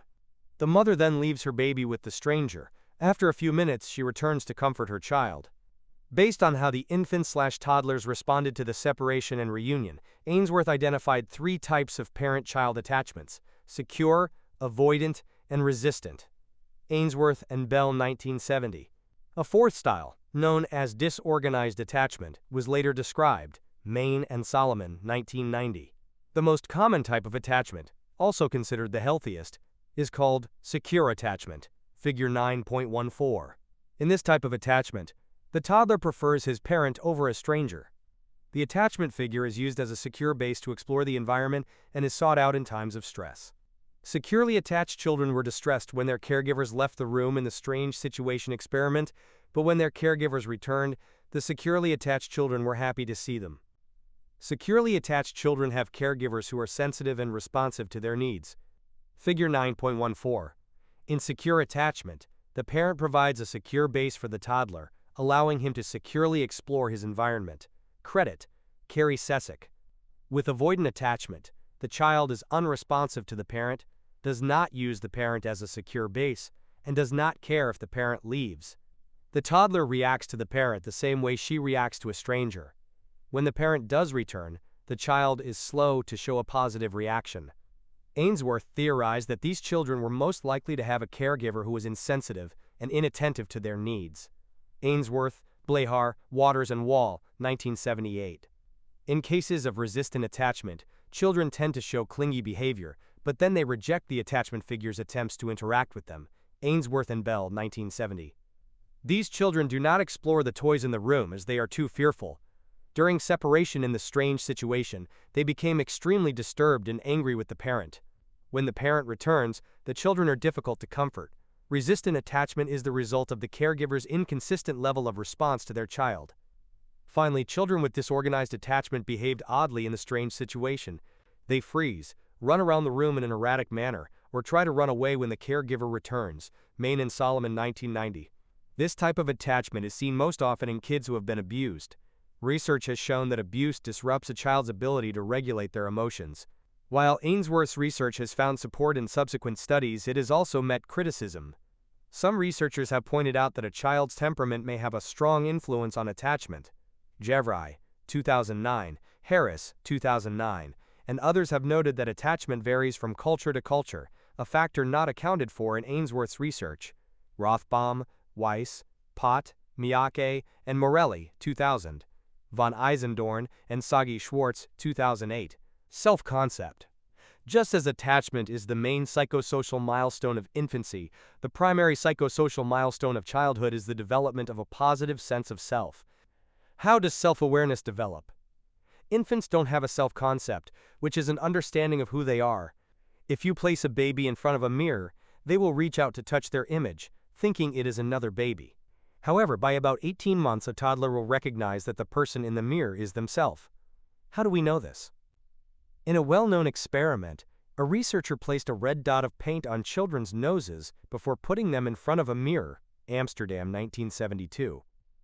Commonly known as the mirror test, this behavior is demonstrated by humans and a few other species and is considered evidence of self-recognition, Archer, 1992. At 18 months old, they would touch their own noses when they saw the paint, surprised to see a spot on their faces. By 24 to 36 months, old children can name and/or point to themselves in pictures, clearly indicating self-recognition. Children from 2 to 4 years old display a great increase in social behavior once they have established a self-concept. They enjoy playing with other children, but they have difficulty sharing their possessions. Also, through play, children explore and come to understand their gender roles and can label themselves as a girl or boy. Chick, Heilmanhauser and Hunter, 2002. By 4 years old, children can cooperate with other children, share when asked, and separate from parents with little anxiety. Children at this age also exhibit autonomy, initiate tasks, and carry out plans. Success in these areas contributes to a positive sense of self. Once children reach 6 years old, they can identify themselves in terms of group memberships. I'm a first grader. School-age children compare themselves to their peers and discover that they are competent in some areas and less so in others. Recall Erikson's task of industry versus inferiority. At this age, children recognize their own personality traits as well as some other traits they would like to have. For example, 10-year-old Lila says, "I'm kinda shy. I wish I could be more talkative like my friend Alexa." Development of a positive self-concept is important to healthy development. Children with a positive self-concept tend to be more confident, do better in school, act more independently, and are more willing to try new activities. Macoby, 1980, Ferrer and Fugate, 2003. Formation of a positive self-concept begins in Erikson's toddlerhood stage, when children establish autonomy and become confident in their abilities. Development of self-concept continues in elementary school, when children compare themselves to others. When the comparison is favorable, children feel a sense of competence and are motivated to work harder and accomplish more. Self-concept is re-evaluated in Erikson's adolescent stage as teens form an identity. They internalize the messages they have received regarding their strengths and weaknesses, keeping some messages and rejecting others. Adolescents who have achieved identity formation are capable of contributing positively to society. Erikson, 1968. Dig deeper. Phenomenological variant of ecological systems theory. PVEST. Kenneth and Mamie Clark were pioneering psychologists responsible for the first psychological study used in a Supreme Court case. Their research with African American children and doll choices was used to highlight the harmful effects of segregation and provided support for the Browns and the NAACP in their lawsuit against the Board of Education. The finding that African American children were more likely to choose a white doll over a black doll in both northern and southern states led them to theorize that the children did not have a healthy concept of themselves. Clark and Clark, 1950. The Clark's research differed from that of Inez Beverly Prosser, who also studied African American children in segregated and integrated schools in Cincinnati. Parents could choose either environment for their children during the 1930s. She found, among other factors, that the self-concept of children at segregated schools was more positive versus those in integrated schools, partly due to teachers' low expectations. Prosser also noted that the child's personality should be considered when choosing a segregated school or an integrated school. Benjamin, Henry, and McMahon, 2005. Later researchers suggested that African American children choosing a doll that did not look like them was not an indication of their self-esteem or their self-image. For instance, Rogers and Meltzoff, 2017, found that gender identity was more important than race in their study of diverse children whose average age was about 10 years old. Thus, for children that young, the meaning of race is an evolving process, as opposed to adolescents' search for identity. The ethnic minority children in the study did view racial identity as important compared to their white counterparts. For teenagers who are members of ethnic minority groups, racial/ethnic/cultural identity can be paramount, depending on the family's processes. Racial socialization involves teaching them the positive aspects of their in-group, usually by caregivers. Most of the students in a study by Neblett, Smalls, Ford, Nguyen, and Sellers, 2009, reported having received such messages, but a few received no racial socialization messages. They found that these messages played a role in how they felt about their in-group. Some theories have been developed to explain the behaviors of ethnic minority youth. One such theory is the phenomenological variant of ecological systems theory, PVEST, put forth by Margaret Beale Spencer. It is a merging of phenomenology and Bronfenbrenner's ecological systems theory. A phenomenological approach is based on how a person makes meaning of their experiences. For example, young African American boys have different experiences in educational settings compared to African American girls. Consequently, the meaning they assign to those experiences differs. Bronfenbrenner's ecological systems theory suggests that development occurs based on interactions among environments such as school, family, and community. Bronfenbrenner, 1977. The research that Spencer, Dupree, and Hartman, 1997, conducted with African American adolescent boys and girls was explained by PVEST. They found that negative learning attitudes were predicted by unpopularity with peers for girls and boys. Additionally, for boys, more stress predicted a less negative attitude toward learning, possibly due to focus on the school environment instead of on personal issues.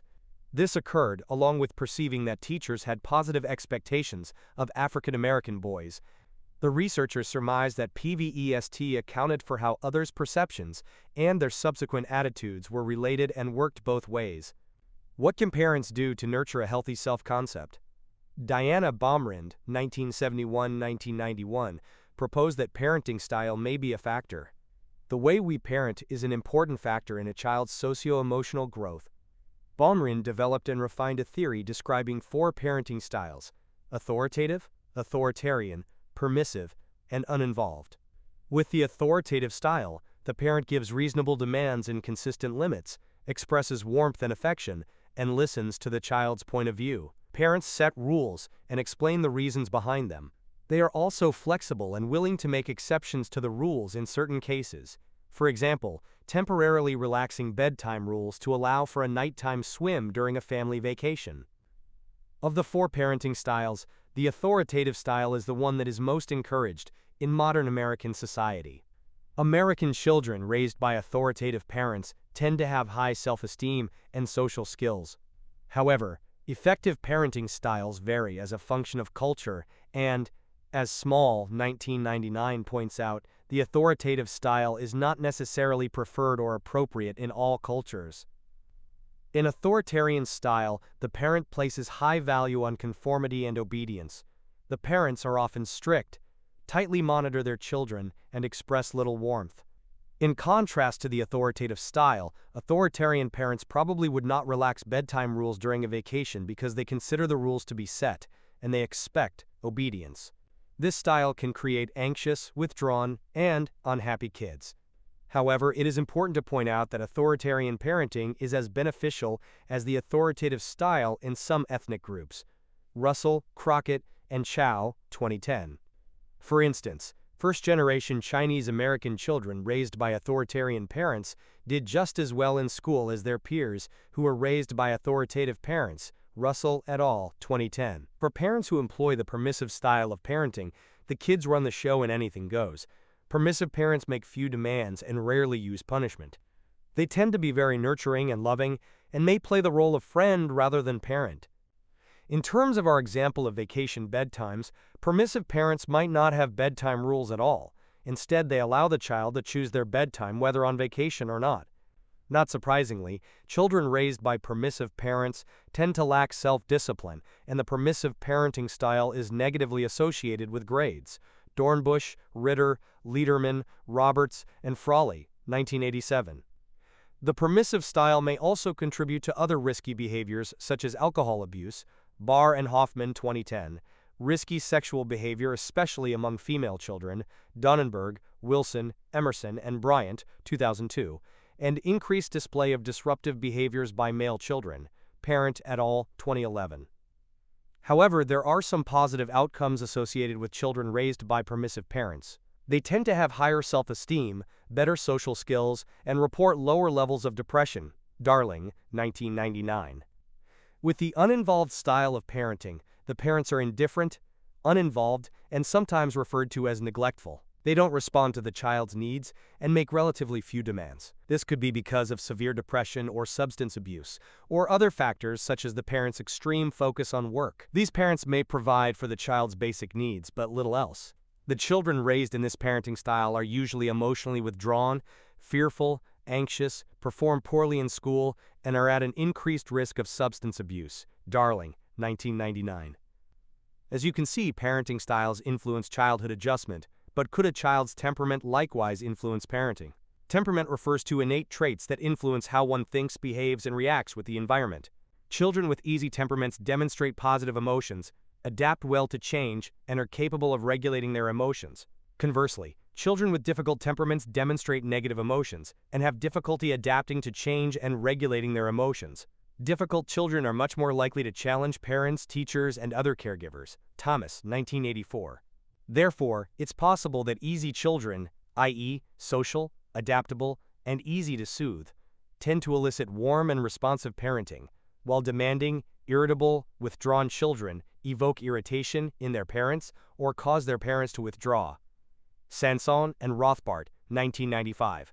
Everyday connection. The importance of play and recess. According to the American Academy of Pediatrics, 2007, unstructured play is an integral part of a child's development. It builds creativity, problem-solving skills, and social relationships. Play also allows children to develop a theory of mind as they imaginatively take on the perspective of others. Outdoor play allows children the opportunity to directly experience and sense the world around them. While doing so, they may collect objects that they come across and develop lifelong interests and hobbies. They also benefit from increased exercise, and engaging in outdoor play can actually increase how much they enjoy physical activity. This helps support the development of a healthy heart and brain. Unfortunately, research suggests that today's children are engaging in less and less outdoor play. Clements, 2004. Perhaps it is no surprise to learn that lowered levels of physical activity, in conjunction with easy access to calorie-dense foods with little nutritional value, are contributing to alarming levels of childhood obesity. Karnick and Conacar, 2012. Despite the adverse consequences associated with reduced play, some children are overscheduled and have little free time to engage in unstructured play. In addition, some schools have taken away recess time for children in a push for students to do better on standardized tests, and many schools commonly use loss of recess as a form of punishment. Do you agree with these practices? Why or why not? Adolescence. Adolescence is a socially constructed concept. In pre-industrial society, children were considered adults when they reached physical maturity, but today we have an extended time between childhood and adulthood called adolescence. Adolescence is the period of development that begins at puberty and ends at emerging adulthood, which is discussed later. In the United States, adolescence is seen as a time to develop independence from parents while remaining connected to them. Figure 9.15. The typical age range of adolescence is from 12 to 18 years, and this stage of development also has some predictable physical, cognitive, and psychosocial milestones. Figure 9.15. Peers are a primary influence on our development in adolescence. Physical development. As noted above, adolescence begins with puberty. While the sequence of physical changes in puberty is predictable, the onset and pace of puberty vary widely. Several physical changes occur during puberty, such as adrenarche and gonadarche, the maturing of the adrenal glands and sex glands, respectively. Also during this time, primary and secondary sexual characteristics develop and mature.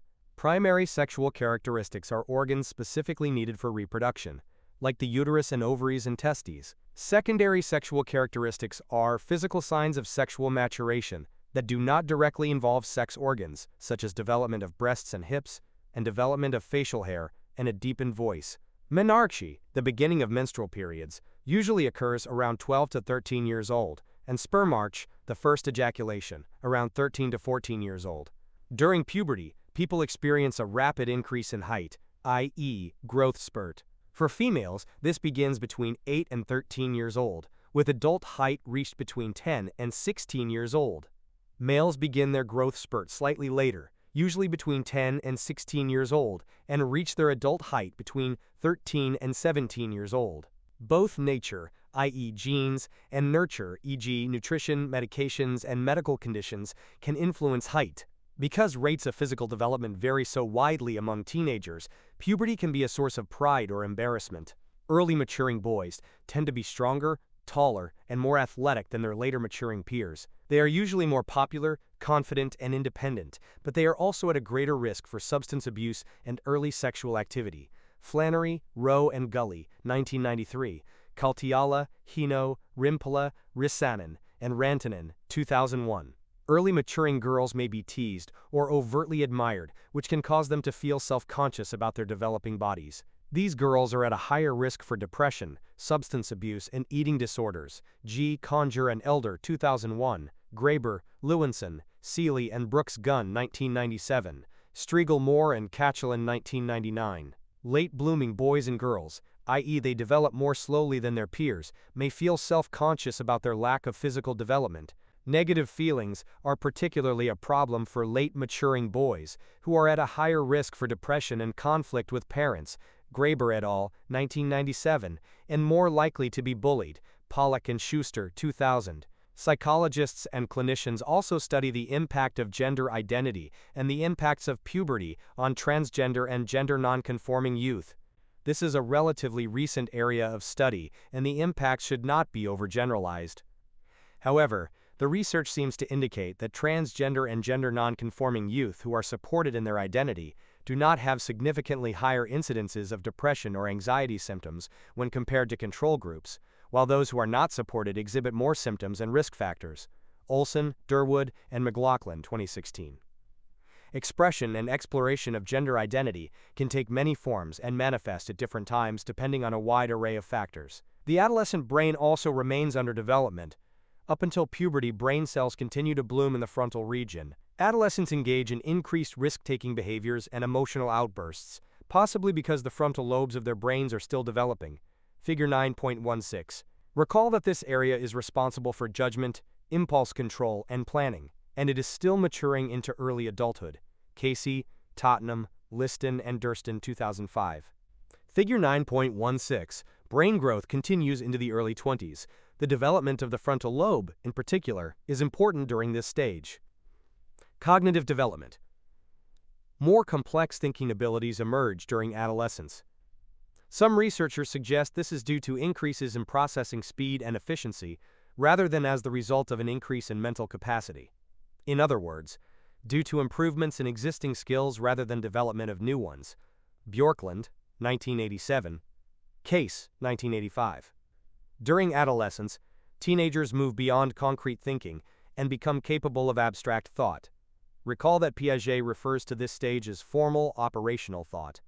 Teen thinking is also characterized by the ability to consider multiple points of view, imagine hypothetical situations, debate ideas and opinions, e.g., politics, religion, and justice, and form new ideas. Figure 9.17.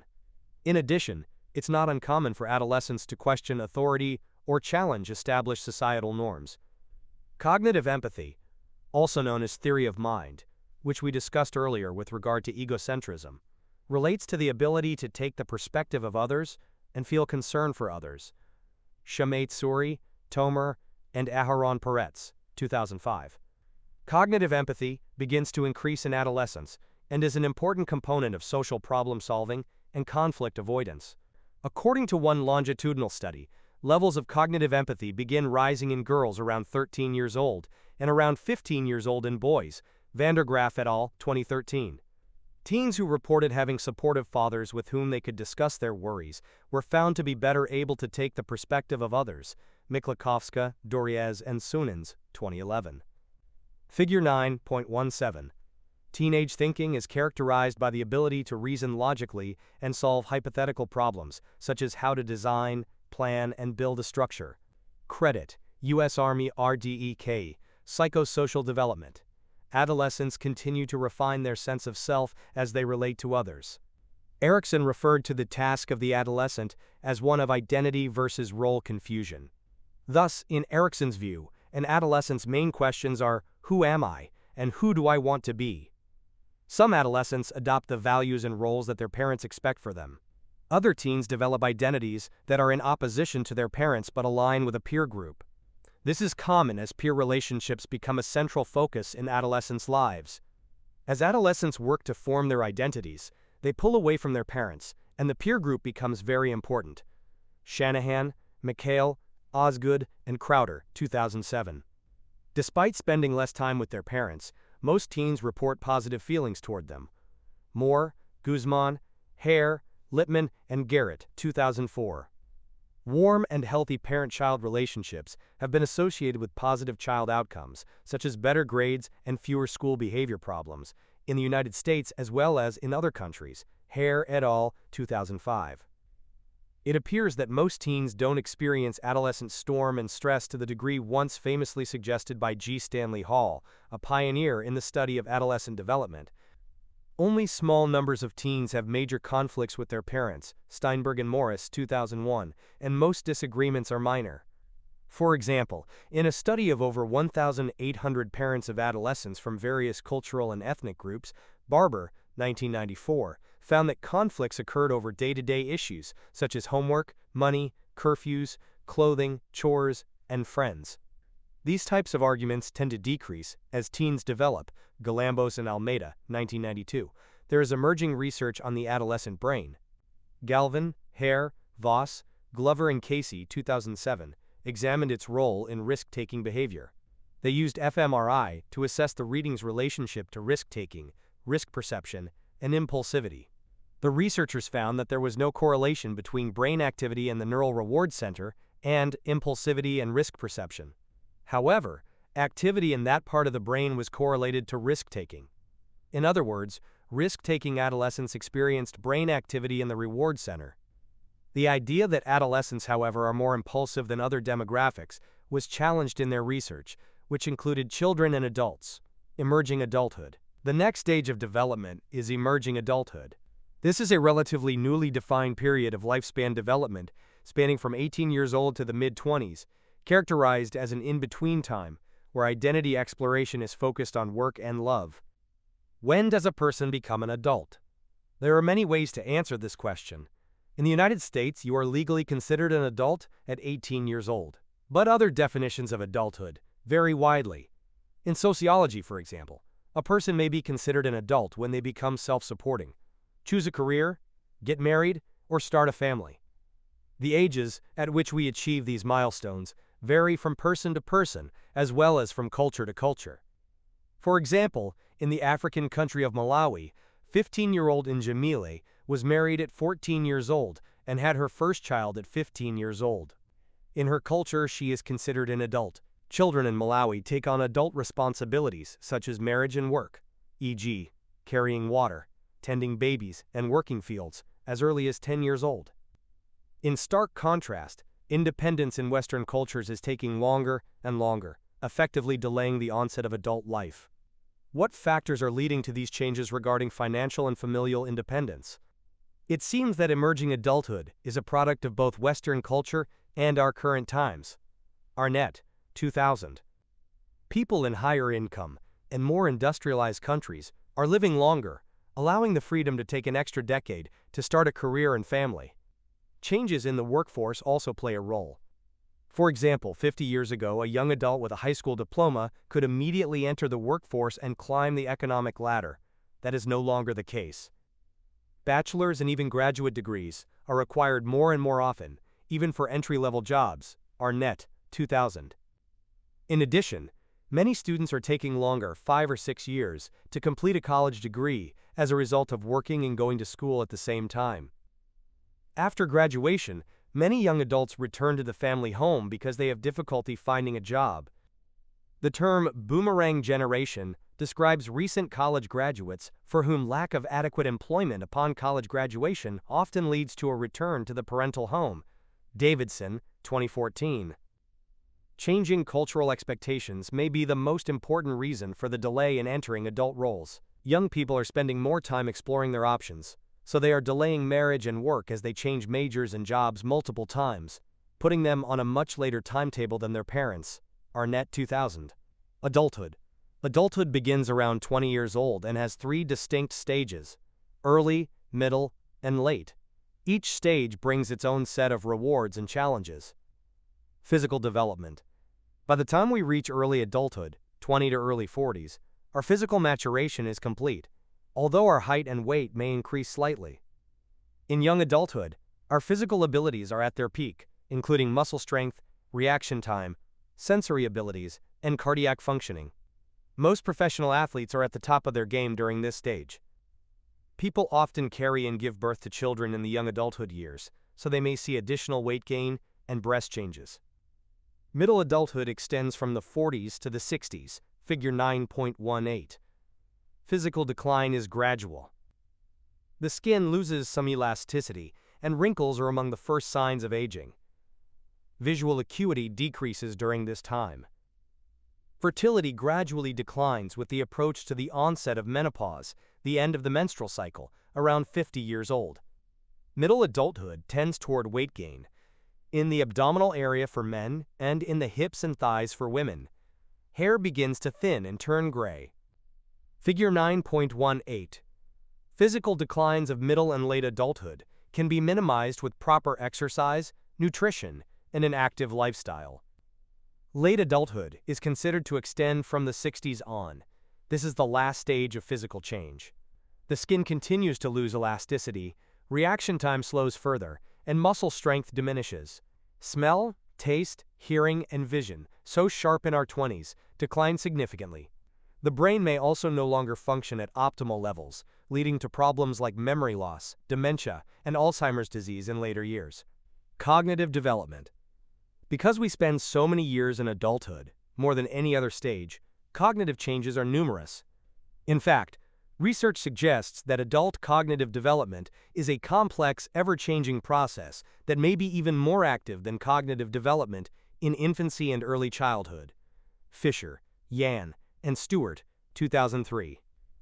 Unlike our physical abilities, which peak in our mid-20s and then begin a slow decline, our cognitive abilities remain steady throughout early and middle adulthood. Our crystallized intelligence, information, skills, and strategies we have gathered through a lifetime of experience tends to hold steady as we age. It may even improve. For example, adults show relatively stable to increasing scores on intelligence tests until their mid-30s to mid-50s, Bailey and Odin, 1955. However, in late adulthood, we begin to experience a decline in another area of our cognitive abilities: fluid intelligence, information processing abilities, reasoning, and memory. These processes become slower. How can we delay the onset of cognitive decline? Mental and physical activity seems to play a part. Figure 9.19. Research has found adults who engage in mentally and physically stimulating activities experience less cognitive decline and have a reduced incidence of mild cognitive impairment and dementia. Herzog, Kramer, Wilson, and Lindenberger, 2009. Larson et al., 2006. Podewils et al., 2005. Figure 9.19. Cognitive activities such as playing mahjong, chess, or other games can keep you mentally fit. The same is true for solo pastimes, like reading and completing crossword puzzles. Credit Philippe Put. Researchers have examined the aging brain by comparing it to brain functioning in younger people. Forsman and colleagues, 2011, compared elderly participants to younger participants, who in the study were asked to report the direction of movement of a set of dots. They were given feedback regarding speed and accuracy. The researchers found that older participants made more errors and were slower due to degeneration of corticostriatal connections. In other words, the decreased ability typically assigned to elderly people may be due to circumstances in the brain beyond their control. Interestingly, Other researchers have found similarities in spatial representations when comparing children aged 6 to 7 to those over the age of 80. Ruggiero, D'Errico, and Iacchini, 2016, reported that this is due to neurodegeneration in older adults and immature neurology in young children. Many elderly people experience dementia, changes in the brain that negatively affect cognition. Alzheimer's disease is one type of dementia, initially studied by medical researcher Solomon Carter Fuller.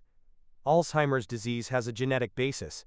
Plaques in the brain are due to cell death, which then causes those affected with the disease severe forgetfulness. A person can forget how to walk, talk, and eventually eat. The disease can be mitigated by assessing environmental factors. Exposure to lead, iron, and zinc increase risk. And nutritional factors. The Mediterranean diet lowers risk. Aurora, Mittal, and Kakar, 2015. Although there is no cure, there is hope. Cognitive rehabilitation can offset mild cognitive impairment, as it can evolve into dementia. Garcia Betances, Jimenez Mixco, Arredondo, and Cabrera Umpierrez, 2015, examine the use of virtual reality as a possible cognitive rehabilitative method. They suggested that virtual reality technology should involve daily living activities, memory, and language, among other considerations. Psychosocial development. There are many theories about the social and emotional aspects of aging. Some aspects of healthy aging include activities, social connectedness, and the role of a person's culture.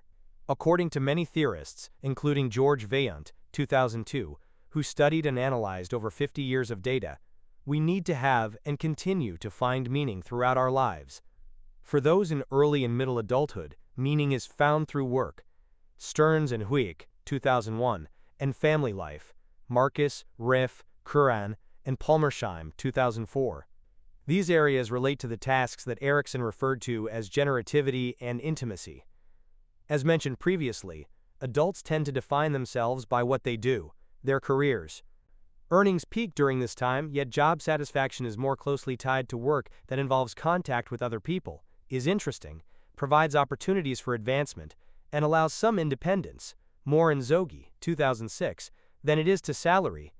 Iyengar, Wells, and Schwartz, 2006. How might being unemployed or being in a dead-end job challenge adult well-being? Positive relationships with significant others in our adult years have been found to contribute to a state of well-being. Riff and Singer, 2009. Most adults in the United States identify themselves through their relationships with family, particularly with spouses, children, and parents. Marcus et al., 2004. While raising children can be stressful, especially when they are young, research suggests that parents reap the rewards down the road, as adult children tend to have a positive effect on parental well-being. Umberson, Pudrovska, and Recek, 2010. Having a stable marriage has also been found to contribute to well-being throughout adulthood. Vaillant, 2002. Another aspect of positive aging is believed to be social connectedness and social support. As we get older, socio-emotional selectivity theory suggests that our social support and friendships dwindle in number, but remain as close, if not more close, than in our earlier years. Carstensen, 1992. Figure 9.20. Figure 9.20. Social support is important as we age. Credit, Gabriel Rocha, Learning Objectives. By the end of this section, you will be able to discuss hospice care, describe the 5 stages of grief, critique issues regarding living wills, do not resuscitate, DNR orders, and hospice care. Every story has an ending. Death marks the end of your life story. Figure 9.21. Our culture and individual backgrounds influence how we view death. In some cultures, death is accepted as a natural part of life and is embraced. In contrast, until about 50 years ago in the United States, a doctor might not inform someone that they were dying, and the majority of deaths occurred in hospitals. In 1967, that reality began to change with Cicely Saunders, who created the first modern hospice in England. The aim of hospice is to help provide a death with dignity and pain management in a humane and comfortable environment, which is usually outside of a hospital setting. In 1974, Florence Wald founded the first hospice in the United States. Today, hospice provides care for 1.65 million Americans and their families. Because of hospice care, many terminally ill people are able to spend their last days at home. Figure 9.21. Different cultures, societies, and religions have varying practices surrounding death. For example, people's bodies may be A. Buried in a cemetery, B. Cremated and buried at sea, as in this U.S. Navy ceremony, or C. Cremated such as in this Hindu ceremony in Bali. Research has indicated that hospice care is beneficial for the patient. Brumley, Enquidanos, and Charin 2003. Brumley et al. 2007. Godkin, Krant, and Doster 1984. And for the patient's family. Rhodes, Mitchell, Miller, Connor, and Tino 2008. Godkin et al. 1984. Hospice patients report high levels of satisfaction with hospice care because they are able to remain at home and are not completely dependent on strangers for care. Brumley et al. 2007. In addition, hospice patients tend to live longer than non-hospice patients. Connor, Pienson, Fitch, Spence, and Iwasaki 2007. Temel et al. 2010. Family members receive emotional support and are regularly informed of their loved one's treatment and condition. The family member's burden of care is also reduced. McMillan et al. 2006. Both the patient and the patient's family members report increased family support, increased social support, and improved coping while receiving hospice services. Godkin et al. 1984. How do you think you might react if you were diagnosed with a terminal illness like cancer? Elizabeth Kubler-Ross, 1969, who worked with the founders of hospice care, described the process of an individual accepting his own death. She proposed 5 stages of grief: denial, anger, bargaining, depression, and acceptance. Most individuals experience these stages, but the stages may occur in different orders, depending on the individual. In addition, not all people experience all of the stages. It is also important to note that some psychologists believe that the more a dying person fights death, the more likely they are to remain stuck in the denial phase. This could make it difficult for the dying person to face death with dignity. However, other psychologists believe that not facing death until the very end is an adaptive coping mechanism for some people. Whether due to illness or old age, not everyone facing death or the loss of a loved one experiences the negative emotions outlined in the Kubler-Ross model. Nolan, Hoeksema, and Larson, 1999. For example, research suggests that people with religious or spiritual beliefs are better able to cope with death because of their hope in an afterlife and because of social support from religious or spiritual associations. Hood, Spilka, Hunsberger, and Korsich, 1996. McIntosh, Silver, and Wortman, 1993. Palautzian, 1996. Samarel, 1991. Wortman and Park, 2008. A prominent example of a person creating meaning through death is Randy Pausch, who was a well-loved and respected professor at Carnegie Mellon University. Diagnosed with terminal pancreatic cancer in his mid-40s and given only 3 to 6 months to live, Pausch focused on living in a fulfilling way in the time he had left. Instead of becoming angry and depressed, he presented his now famous last lecture called Really Achieving Your Childhood Dreams. In his moving yet humorous talk, he shares his insights on seeing the good in others, overcoming obstacles, and experiencing zero gravity, among many other things. Despite his terminal diagnosis, Pausch lived the final year of his life with joy and hope, showing us that our plans for the future still matter, even if we know that we are dying. As individuals become more knowledgeable about medical procedures and practices, some people want to ensure that their wishes and desires are known in advance. This ensures that if the person ever becomes incapacitated or can no longer express themselves, their loved ones will know what they want. For this reason, a person might write a living will or advance directive, which is a written legal document that details specific interventions a person wants. For example, a person in the last stages of a terminal illness may not want to receive life-extending treatments. A person may also include a do not resuscitate DNR order, which they would share with family and close friends. A DNR order states that if a person stops breathing or their heart stops beating, medical personnel such as doctors and nurses are not to take steps to revive or resuscitate the patient. A living will can also include a healthcare proxy, which appoints a specific person to make medical decisions for you if you are unable to speak for yourself. People's desire for living wills and DNRs are often influenced by their religion, culture, and upbringing.